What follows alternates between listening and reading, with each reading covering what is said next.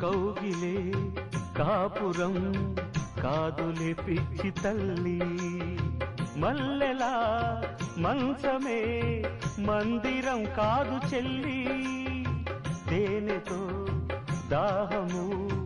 తీర్చదే నాడు పెళ్ళి త్యాగమే ఊపిరై ఆడదయ్యేను తల్లి కామానికి దాసోహం కారాదే సంసారం కాచుకో భర్తనే కంటి పాపాయిగా నేర్చుకో ప్రేమనే చంటి పాపాయిగా మన్నించేది మనసిచ్చేది మగడే సోదరి సంసారం ఒక చదరంగం అనుబంధం